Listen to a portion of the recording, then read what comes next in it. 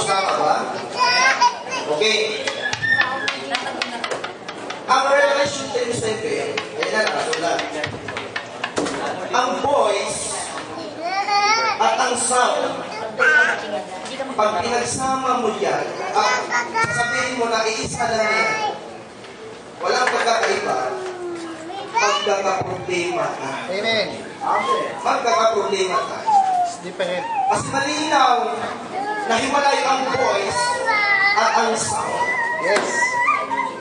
Ngayon, ang pitong iglesia ng kapanahonan, alam naman natin na ito ay high priestly ministry of Jesus Christ. Tama? Tingnan natin ha. Ang Diyos ay naglagay siya ng Kristupani. Tama? Ang Kristupani ito, mayroon siyang ilagay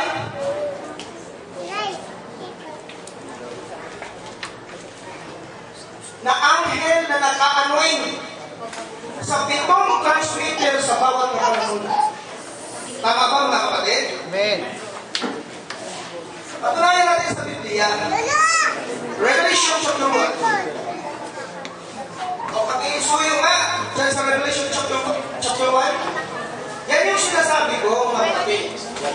Tingnan nyo ha. Ito, malinaw to. Sundan nyo. The revelation of Jesus Christ which God gave unto Him. Sino nagbigay? Ang Diyos.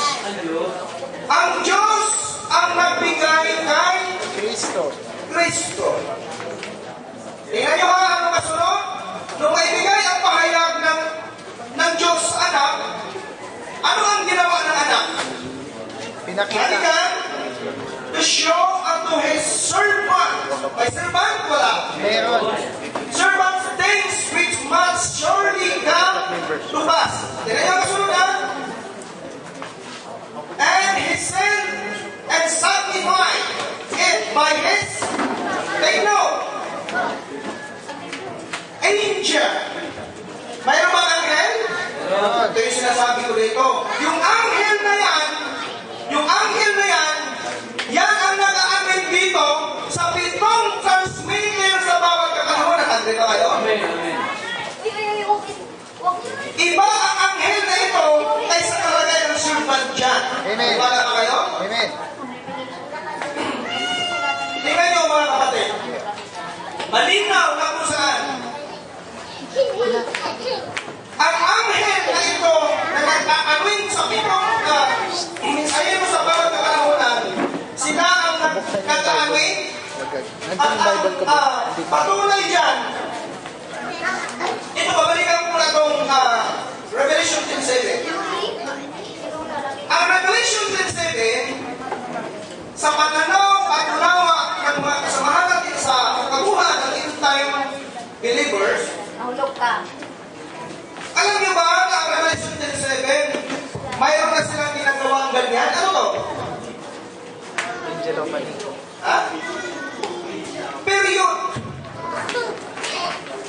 Pag ang tao ng period na, Tapos na. tatangka pa ba ng pagpaliwanag yan sa iba? Wala na. Hindi naman. Kayo na mag-analyze. Hindi magkukuwit yan. Dapat ko. Ngayon, kung tutuldukan at kung nagaya din tayo sa kanila, natutuldok din tayo sa Revelation 10:7, useless ang nakasulat. Ano ang nakasulat sa Ephesians 4:11? Tama ba, mga kapatid? Amen. Ha? Walang saysay ko kung magtutulog tayo dito. Ngayon, ang Ephesians 4:11, kailangan tatagos yan dito sa Revelation 10, ano? 11. Correct?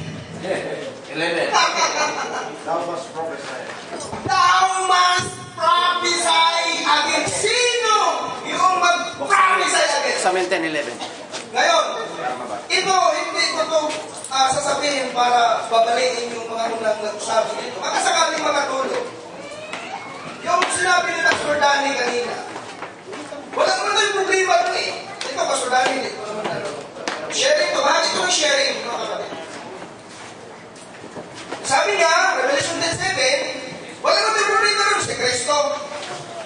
lahat yan.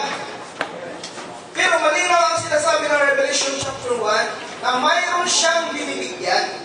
At yung anghel na nag-aanuin, gumagamit pa rin siya ng tao sa lupa para magpagpatuloy ang pahayag ng Ama na ibinigay sa anak at ang anak na gumamit ng anghel at yung seventh angel nag-aanuin niya siya ng 7 mensahero. At syempre, kailangan tatagos yan sa Ephesians 4:11 at tatagos yan sa Revelation 10:11. Thou must prophesy again. Ayan na. I said unto me, thou must prophesy again before many peoples and nations and tongues and king. So nakita niyo mga kapatid, tapos na ang ministry ng pagsuspresto. Tapos na ang ministry ng mga apostol. Tapos na ang ministry ni Brother Branham. Okay? Sino pa ngayon ang magsasalisay? Siyempre ang Diyos mayroong gagamitin sa tao sa lupa para i-gather to collect lahat ng mga nobya. Tapos. Tapos din.